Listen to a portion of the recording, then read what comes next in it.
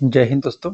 आप सभी का अपना यूट्यूब चैनल गौतम जी का जीएस एकेडमी में स्वागत है। दोस्तों इस वीडियो में ज्ञान बिंदु जीएस एकेडमी संस्था की जो हम लोग दोस्तों 50 क्वेश्चन का डेली टेस्ट सीरीज जो देख रहे हैं उसी टेस्ट को लेके हैं, जिसमें हम लोग सोशल साइंस को देखने वाले हैं। जिसमें दोस्तों आज सोशल साइंस का यह टेस्ट नंबर 3 है और कुल सेट की बात करी जाए दोस्तों तो कुल सेट नंबर हम लोग का यह आज 4 देखने वाले हैं। इससे पहले 3 सेट आप लोग को अपलोड कर दिया गया है।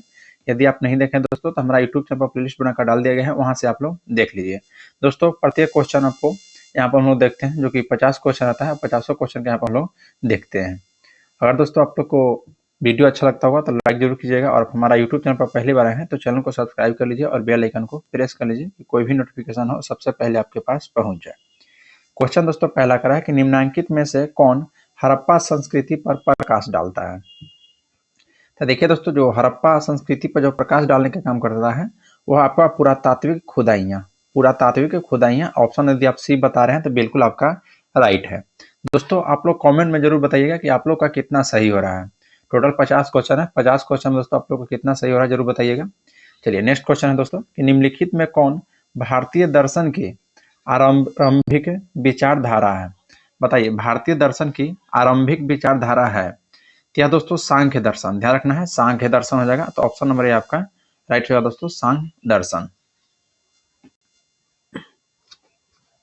प्रतिपादक पूछेगा तो बताइएगा क्या हो जाएगा। कमेंट में बताना है आपको कि सांख्य दर्शक के प्रतिपादक कौन थे। अगर वैश्विक हम बता दे रहे हैं दोस्तों, वैश्विक के कनाद हो जाएगा, और दोस्तों योग के हो जाएगा आपका पतंजलि।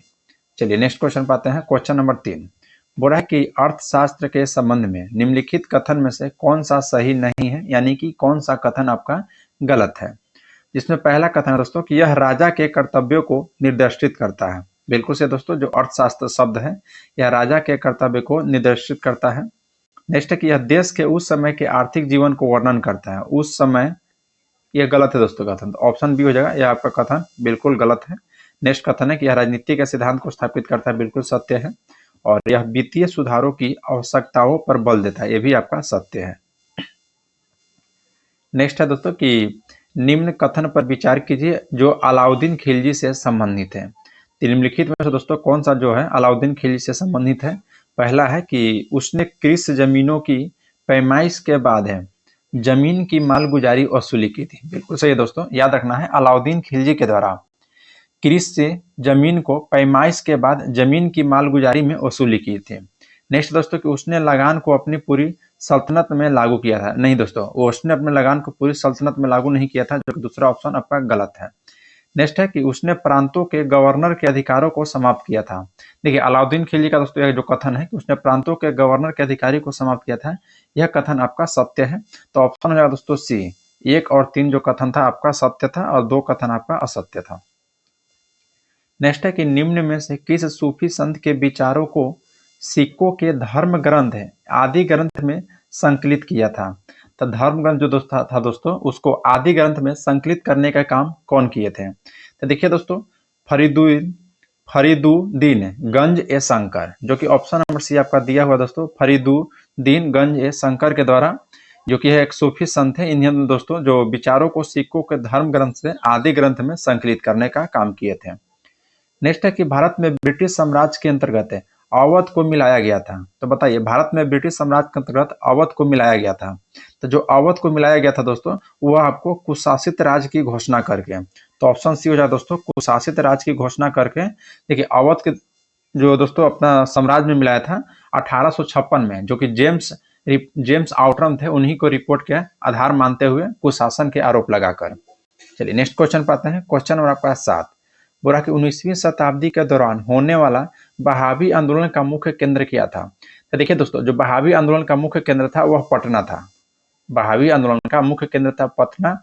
और बहावी आंदोलन का नेतृत्वकर्ता आपसे पूछेगा तो सैयद अहमद राय बरेली थे। सैयद अहमद राय बरेली बहावी आंदोलन के नेतृत्वकर्ता थे, और इसका मुख्य केंद्र था दोस्तों आपका पटना। और बहावी आंदोलन को दोस्तों दमन करने का काम एल्गिन प्रथम किए थे, याद रखिएगा।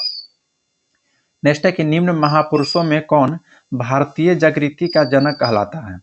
तो भारतीय जागृति का जनक दोस्तों राजा राम मोहन राय के द्वारा कहा जाता है, याद रखिएगा। भारतीय जागृति का जनक राजा राम मोहन राय को कहा जाता है। राजा राम मोहन राय के दोस्तों पत्रिका का नाम याद रखना है आपको, जैसे राजा राम मोहन राय की पत्रिका की बात की जाए तो सबसे पहला पत्रिका याद रखना आपको ब्रह्मा क्रॉनिकल, जो कि है दोस्तों अंग्रेजी भाषा में है।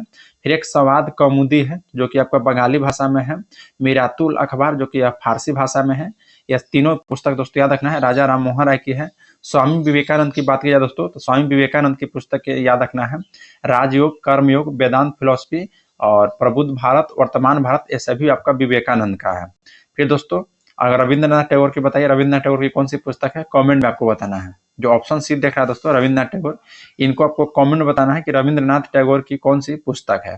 दयानंद सरस्वती की पुस्तक बताइए दोस्तों, तो दयानंद सरस्वती पुस्तक हो जाएगा वेद्यभास भूमिका। और दयानंद सरस्वती दोस्तों आर्य समाज की स्थापना किए थे, याद रखिएगा। नेक्स्ट है कि गांधी जी की दृष्टि में अहिंसा का अर्थ है,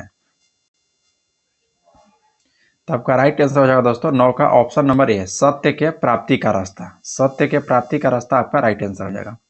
नेक्स्ट है कि जलियांवाला बाग हत्याकांड के लिए जिम्मेदार जनरल डायर को निम्न में से किसने मार डाला था। तो देखिए दोस्तों जलियांवाला बाग हत्याकांड की बात की जाए तो 13 अप्रैल 1919 को हुआ था। एक दोस्तों हमारे भारतीय व्यक्ति थे जिनका नाम था उधम सिंह। यह दोस्तों इंग्लैंड में जाकर जनरल डायर को मारे थे, याद रखिएगा। कितने वर्ष बाद, 21 वर्ष बाद दोस्तों जाके हम मारे थे। चलिए नेक्स्ट क्वेश्चन है क्वेश्चन नंबर 11। मध्य प्रदेश में कोरबा जाना जाता है, तो मध्य प्रदेश में दोस्तों जो कोरबा एक स्थान है, कोरबा याद रखना है किसके लिए जाना जाता है, तो कोरबा दोस्तों आपका एल्युमिनियम उद्योग के लिए जाना जाता है। एल्युमिनियम उद्योग के लिए याद रखना है। तांबा के लिए दोस्तों याद रखना है राजस्थान में खेतरी, तांबा के लिए राजस्थान में खेतरी हो जाएगा आपका।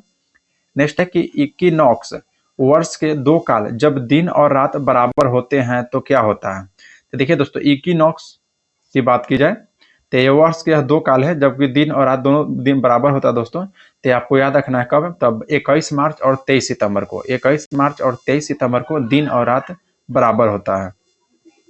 नेक्स्ट क्वेश्चन की ओर बढ़ते हैं दोस्तों, क्वेश्चन नंबर आपका 13। क्वेश्चन 13 का है कि मैगिनोट रेखा थी, तो देखिए दोस्तों मैगिनोट रेखा किन 2 देशों के बीच थी बताइए। फ्रांस और जर्मनी के बीच था, कि पूर्वी जर्मनी या पोलैंड के बीच था, कि अमेरिका और कनाडा के बीच था, कि भारत और अफगानिस्तान के बीच था। तो देखिए दोस्तों यहाँ पे आपका 13 का राइट आंसर हो जाएगा ऑप्शन नंबर ए, फ्रांस और जर्मनी के बीच। फ्रांस और जर्मनी के बीच दोस्तों मैगिनोट रेखा खींची गई है। देखिए जर्मनी और पोलैंड के बीच दोस्तों हिंडनबर्ग रेखा है। यही अमेरिका और कनाडा के दोस्तों बीच में आपका 49वीं समानांतर रेखा है, याद रखिएगा। भारत और पाकिस्तान के बीच दोस्तों अभी वर्तमान में कोई नहीं है। वर्तमान अब देखिए दोस्तों एक था ड्यूरंड रेखा जो कि अभी पाकिस्तान और अफगानिस्तान के बीच में है, और 1893 ईस्वी में दोस्तों जो ड्यूरंड रेखा खींचा गया था वह भारत और अफगानिस्तान के बीच की सीमा को साझा करता था। चलिए नेक्स्ट है कि संसार का सबसे बड़ा मरुस्थल है, तो संसार का सबसे बड़ा मरुस्थल आपका सहारा मरुस्थल हो जाएगा, याद रखिएगा। सबसे बड़ा मरुस्थल सहारा। नेक्स्ट है कि राज्यसभा के संदर्भ में निम्नांकित में से कौन सा कथन सही है। राज्यसभा के बारे में बोल रहा है दोस्तों, जो कि है आपका एक अस्थायी सदन है। और राज्यसभा के बारे में कथन की बात की जाए तो पहला कथन है कि इसके 1/3 सदस्य प्रति 2 वर्ष में दोस्तों अवकाश प्राप्त करते हैं, बिल्कुल सही है। इसीलिए दोस्तों इसको अस्थायी, ध्यान रखना, सॉरी अस्थायी नहीं, अस्थायी, अस्थायी कहा जाता है राज्यसभा को, अस्थायी सदन। तो ऑप्शन आपका ए राइट हो जाएगा। चलिए नेक्स्ट क्वेश्चन पाते हैं, क्वेश्चन नंबर 16। बोला कि निम्न क्रिया विधि में कौन सी ऐसे धन विधेयक को अंगीकार करा लेगी जो एक बार लोकसभा के द्वारा पारित किया जा चुका हो किंतु राज्यसभा के द्वारा संशोधित किया गया हो। तो इसका आपका राइट आंसर है दोस्तों, देखिए जो ऑप्शन डी दे रहा है कि यह एक पारित समझा जाएगा यदि लोकसभा इसमें दोबारा संशोधन करके स्वीकार अथवा अस्वीकार करते हुए पास कर दे, तो यह आपका राइट हो जाएगा, याद रखिएगा। क्वेश्चन नंबर 17 का रहा है कि न्यायिक पूर्वालोकन में न्यायालय को निम्नलिखित अधिकार है। तो न्यायिक पूर्वालोकन दोस्तों सबसे पहले किस देश से ग्रहण किया गया है, तो न्यायिक पूर्वालोकन याद रखना है आपका अमेरिका से ग्रहण किया गया है। और इसका दोस्तों पहला कथन है कि यदि कोई कानून या आदेश संविधान को विपरीत हो तो उसे दोस्तों असंवैधानिक घोषित करना, बिल्कुल सही है दोस्तों। न्यायिक पूर्वालोकन का आपका अर्थ यही होता है। न्यायिक पूर्वालोकन का यदि कोई कानून या आदेश संविधान को विपरीत हो तो उसे दोस्तों असंवैधानिक घोषित करने का अधिकार है, याद रखिएगा। नेक्स्ट है क्वेश्चन नंबर आपका 18। क्वेश्चन 18 करा कि प्रथम पंचायती राज व्यवस्था का उद्घाटन पंडित जवाहरलाल नेहरू के द्वारा 2 अक्टूबर 1959 को किया गया था। तो बताइए प्रथम पंचायती राज व्यवस्था का दोस्तों उद्घाटन कहाँ में किया गया था। तो देखिए दोस्तों आपका राइट आंसर हो जाएगा ऑप्शन नंबर सी, नागौर में याद रखिएगा। नेक्स्ट है कि भारत में हरित क्रांति का सर्वाधिक प्रभाव किस फसल पर पड़ा था। तो भारत में दोस्तों हरित क्रांति का जो सर्वाधिक प्रभाव पड़ा था वह याद रखिएगा दोस्तों गेहूं पर। किस पर, तो गेहूं पर। नेक्स्ट है कि दूरबीन का आविष्कार किया था। तो दूरबीन का आविष्कार दोस्तों गैलीलियो के द्वारा किया गया है, याद रखना है। दूरबीन का आविष्कार किसने किया है? तो गैलीलियो। तो ऑप्शन आपका ए राइट हो जाएगा। नेक्स्ट बात है कि उड़ीसा में कोणार्क मंदिर का निर्माण किसने करवाया था? तो उड़ीसा में कोणार्क मंदिर का निर्माण जो करवाया था दोस्तों, वह नरसिम्हदेव प्रथम, राजा नरसिम्हदेव प्रथम के द्वारा, याद रखना है। उड़ीसा में कोणार्क मंदिर का निर्माण करवाया गया था। तो ऑप्शन ए आपका राइट हो जाएगा। पुलकेशिन द्वितीय की बात किया दोस्तों, तो याद रखना है एहोल अभिलेख दोस्तों पुलकेशिन द्वितीय से संबंधित है। चलिए नेक्स्ट क्वेश्चन की ओर बढ़ता है कि निम्नलिखित में से कौन चोल प्रशासन की विशेषता थी? तो चोल प्रशासन की विशेषता था दोस्तों ग्राम प्रशासन का स्वायत्त, ध्यान रखना है। ग्राम प्रशासन की स्वायत्ता दोस्तों आपका चोल प्रशासन की एक विशेषता थी, आपका बी राइट हो जाएगा। नेक्स्ट है दोस्तों क्वेश्चन नंबर आपका 23 कि सम्राट अकबर के द्वारा निम्न में से किसको जरी कलम की उपाधि दिया गया था? तो जरी कलम की दोस्तों जो उपाधि दिया गया था वह मोहम्मद हुसैन को, मोहम्मद हुसैन को दोस्तों जरी कलम की उपाधि दिया गया था। और क्या किसके द्वारा? तो यह अकबर के द्वारा, दोनों आपको याद रखना है। अकबर के द्वारा जरी कलम की उपाधि दिया गया था मोहम्मद हुसैन को। नेक्स्ट है कि बाबर ने अपने बाबरनामा में किस हिंदू राज का दोस्तों उल्लेख किया है, बताइए। तो देखिए दोस्तों जो बाबर की बात की जाए तो अपने बाबरनामा में हिंदू राज का उल्लेख किया था। और वह दोस्तों याद रखना किस हिंदू राज का उल्लेख किया था? तो यह दोस्तों मेवाड़ का उल्लेख किया है, मेवाड़। नेक्स्ट क्वेश्चन है दोस्तों क्वेश्चन नंबर आपका 25, बोला कि वेदों को पुनरुत्थान का श्रेय किसे जाता है? तो वेदों का दोस्तों जो पुनरुत्थान का जो श्रेय जाता है या स्वामी दयानंद सरस्वती का, स्वामी दयानंद सरस्वती का दोस्तों याद रखना है। और इन्हीं आर्य समाज की स्थापना किए थे 1875 ईस्वी में स्वामी दयानंद सरस्वती। इसी में दोस्तों इन्होंने बोले थे कि वेदों की ओर लौटो, वेदों की ओर लौटो, याद रखिएगा। नेक्स्ट है कि महात्मा गांधी के द्वारा व्यक्तिगत सत्याग्रह आंदोलन के लिए प्रथम सत्याग्रही कौन चुना था? देखिए महात्मा गांधी के द्वारा जो व्यक्तिगत सत्याग्रह चलाया गया था उसके दोस्तों प्रथम सत्याग्रही के रूप में जाने जाते हैं विनोबा भावे, याद रखना। प्रथम सत्याग्रही के रूप में कौन जाने जाते हैं? तो विनोबा भावे आपका राइट आंसर हो जाएगा। नेक्स्ट है 1922 में गांधी जी ने सत्याग्रह आंदोलन वापस लिए। असहयोग आंदोलन के बारे में बोल रहा है कि क्यों वापस ले लिए थे। तो देखिए दोस्तों 5 फरवरी 1922 को चौरा चौरी नामक घटना पर चौरा चौरी हिंसा हुआ था, उसी के कारण दोस्तों असहयोग आंदोलन को वापस ले लिए थे, याद रखिएगा। नेक्स्ट है कि अंग्रेज के शासनकाल में भारत को आर्थिक दोहन का सिद्धांत को किसने प्रतिपादित किया है? तो अंग्रेजों के शासनकाल में दोस्तों याद रखना है जो भारत के आर्थिक दोहन का सिद्धांत का दोस्तों प्रतिपादित दादा भाई नौरोजी के द्वारा किया गया था, दादा भाई नौरोजी के द्वारा। तो ऑप्शन नंबर डी आपका राइट हो जाएगा। कह रहा है कि निम्नलिखित में से कौन अक्साई चीन का भाग है? तो देखिए जो अक्साई चीन का दोस्तों भाग है वह याद रखिएगा आपका दोस्तों काराकोरम श्रेणी, काराकोरम श्रेणी अक्साई चीन का भाग है। चकमा निम्न में से किस देश के शरणार्थी है? तो जो चकमा है दोस्तों यह याद रखना बांग्लादेश का शरणार्थी है। तो ऑप्शन नंबर आपका हो जाएगा सी बांग्लादेश का। नेक्स्ट है कि वर्ष 1919 के इंडियन काउंसिल एक्ट में किस बात को व्यवस्था की गई है? तो 1919 के इंडियन काउंसिल एक्ट में दोस्तों याद रखना है जो बात की चर्चा की गई दोस्तों सांप्रदायिक प्रतिनिधित्व का, सांप्रदायिक प्रतिनिधित्व का। तो ऑप्शन नंबर बी आपका राइट हो जाएगा। नेक्स्ट है कि निम्नलिखित में से किसने आर्यों को आदि देश के बारे में लिखा था? आर्यों को दोस्तों आदि देश के बारे में जो लिखा गया था वो याद रखना दोस्तों एनी बेसेंट के द्वारा, एनी बेसेंट के द्वारा। आपका निम्नलिखित में से किसने आर्यों को आदि देश के बारे में लिखा था? एनी बेसेंट नहीं दोस्तों, बाल गंगाधर तिलक हो जाएगा, बाल गंगाधर तिलक आपका डी आपका राइट हो जाएगा। नेक्स्ट है कि निम्नलिखित में से खिलाफत आंदोलन का परिणाम क्या है? बताइए खिलाफत आंदोलन का दोस्तों परिणाम क्या है? तो आपका 33 का ऑप्शन ये हो जाएगा दोस्तों कि हिंदू मुस्लिम मतभेदों में कमी, हिंदू मुस्लिम मतभेदों में कमी दोस्तों खिलाफत आंदोलन का परिणाम था। नेक्स्ट है कि जब भारतीय राष्ट्रीय कांग्रेस ने भारत छोड़ो प्रस्ताव पारित किया था तो उस समय कांग्रेस अध्यक्ष कौन थे? तो उस समय कांग्रेस के अध्यक्ष दोस्तों मौलाना अबुल कलाम आजाद थे, याद रखिएगा, मौलाना अबुल कलाम आजाद आपका राइट आंसर हो जाएगा। नेक्स्ट क्वेश्चन है दोस्तों क्वेश्चन नंबर आपका 35, बोल रहा है कि भारत एक मानसूनी देश है और इसका कारण दे रहा है दोस्तों कि उच्च हिमालय एवं जलवायु संबंधित विशेषता प्रदान करता है। तो इसका देखिए दोस्तों 35 का जो आपका है ए और आर दोनों कथन सही, क्योंकि दोस्तों भारत एक मानसूनी देश है और यह उच्च हिमालय इसे जलवायु संबंधित विशेषता प्रदान करता है। तो दोस्तों आर ए की सही व्याख्या कर रहा है, तो ऑप्शन आपका ए राइट हो जाएगा। ए आर दोनों सही है और आर ए का सही व्याख्या कर रहा है। नेक्स्ट है कि दक्षिण एशिया का सबसे बड़ा मरुस्थल।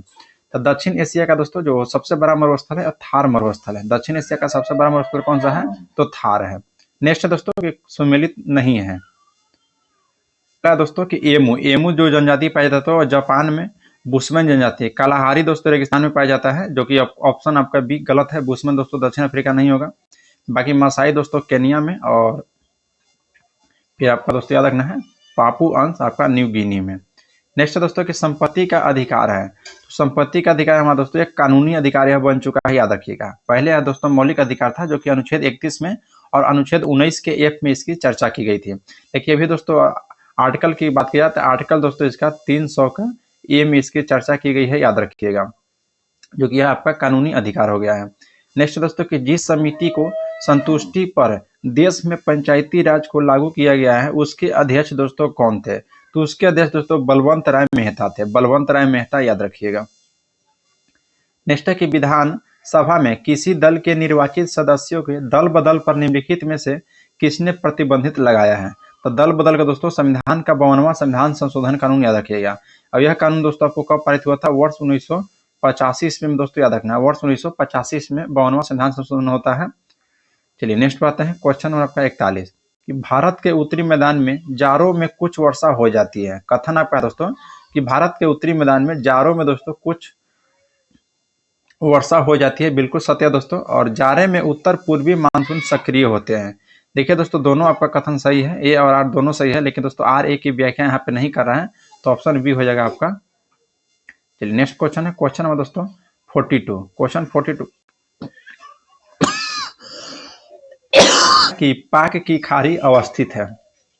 तो पाक की खाड़ी दोस्तों कहाँ अवस्थित है बताइए? तो यह दोस्तों मन्नार की खाड़ी और बंगाल की खाड़ी में स्थित है पाक की खाड़ी, और श्रीलंका और भारत को अलग करने का काम करता है।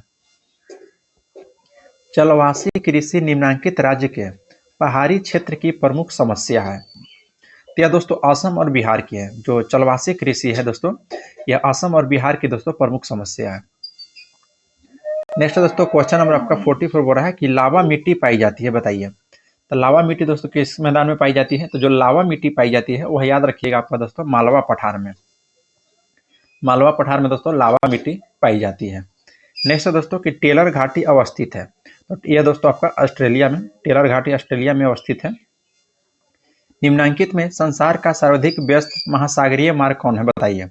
संसार का दोस्तों सर्वाधिक व्यस्त महासागरीय जो मार्ग है अटलांटिक महासागर, उत्तरी अटलांटिक महासागर दोस्तों आपका राइट आंसर हो जाएगा ऑप्शन नंबर बी।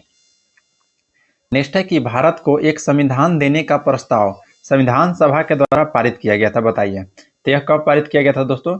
देखिए भारत को एक संविधान देने का जो प्रस्ताव दोस्तों संविधान सभा के द्वारा जो पारित किया गया था वो 22 जनवरी 1947 को, 22 जनवरी 1947 को दोस्तों याद रखिएगा। और 22 जनवरी 1947 को ही दोस्तों उद्देश्य प्रस्ताव को स्वीकार किया गया था। उद्देश्य प्रस्ताव को स्वीकार किया गया था और उद्देश्य प्रस्ताव दोस्तों पंडित जवाहरलाल नेहरू के द्वारा 13 दिसंबर 1946 को पेश किया गया था। नेक्स्ट क्वेश्चन है दोस्तों क्वेश्चन नंबर 48। भारत में मौलिक अधिकार के संबंध में निम्न में से विचार करना है। पहला बोल रहा दोस्तों कि मौलिक अधिकार यह राज्यकृत के विरुद्ध एक गारंटी है। मौलिक अधिकार दोस्तों राज्यकृत के विरुद्ध क्या है? यह एक दोस्तों गारंटी है, बिल्कुल सही है। नेक्स्ट है कि यह संविधान के भाग 3 में सूचित है, बिल्कुल सही है दोस्तों। मौलिक अधिकार संविधान के भाग 3 में सूचित है। नेक्स्ट दोस्तों कि यह सामाजिक आर्थिक राजनीतिक न्याय सुनिश्चित करता है। देखिए मौलिक अधिकार नहीं दोस्तों, सामाजिक आर्थिक राजनीतिक जो न्याय 3 प्रकार के है दोस्तों, यह आपको 3 प्रकार के जो न्याय है यह आपको प्रस्तावना सुनिश्चित करता है, मौलिक अधिकार नहीं, प्रस्तावना। नेक्स्ट है दोस्तों कि यह संयुक्त राज्य अमेरिका में अधिकारों के बिल की भांति नहीं है, बिल्कुल गलत है दोस्तों, क्योंकि मौलिक अधिकार दोस्तों अमेरिका से ही ग्रहण किया गया है। तो यह संयुक्त राज्य अमेरिका के अधिकार के बिल के ही भांति है। बिल्कुल दोस्तों 1 और 2 आपका गलत है, तो ऑप्शन हो जाएगा सॉरी 1 और 2 सही है, 3 4 गलत है, तो ऑप्शन हो जाएगा ए, 1 और 2 आपका कथन सही है। नेक्स्ट बात है दोस्तों क्वेश्चन नंबर 49। बोला कि भारत के राष्ट्रपति के मृत्यु, पद त्याग अथवा हटाए जाने के पद से हुई रिक्त को भरने की समय सीमा क्या है? तो यह दोस्तों याद रखना है 6 माह। अगर भारत में राष्ट्रपति की मृत्यु या दोस्तों किसी तरह से पद आपका खाली है, राष्ट्रपति का जो पद खाली है, तो उसको दोस्तों 6 माह के अंदर भरने की उसको समय सीमा निर्धारित किया गया है। नेक्स्ट है दोस्तों क्वेश्चन नंबर लास्ट। देखिए क्वेश्चन नंबर 50 दोस्तों इस सेट का लास्ट क्वेश्चन है। और आप लोग का वीडियो अच्छा लग रहा होगा तो लाइक जरूर कीजिएगा। और दोस्तों आप हमारा यूट्यूब चैनल पर दोस्तों पहली बार है तो चैनल को सब्सक्राइब कर लीजिए दोस्तों। ऐसे ही आपको यहाँ पर हर एक प्रैक्टिस सेट मिलते रहेगा। और आप हमारा टेलीग्राम से ज्वाइन हो जाइए दोस्तों, और प्लस में आपका व्हाट्सएप ग्रुप भी बना हुआ है, तो उस ग्रुप में भी ज्वाइन हो जाइए, आपका डिस्क्रिप्शन में लिंक दिया हुआ है। देखिए दोस्तों, सेट क्लास क्वेश्चन करा कि निम्नलिखित में से कौन संविधान के 42वां संशोधन के द्वारा नीति निर्देशक तत्व में नहीं जोड़ा गया है। नीति निर्देशक तत्व में दोस्तों नहीं जोड़ा गया है। तो देखिए 50 का दोस्तों जो ऑप्शन सी दे रहा है, समान आचार संहिता, यह आपको दोस्तों नहीं जोड़ा गया है 42वां संविधान संशोधन के तहत नीति निर्देशक तत्व में, याद रखिएगा। तो आपका राइट आंसर हो जाएगा दोस्तों ऑप्शन नंबर सी। आज के लिए दोस्तों इतना ही, मिलते हैं आपसे नेक्स्ट वीडियो में। जय हिंद दोस्तों।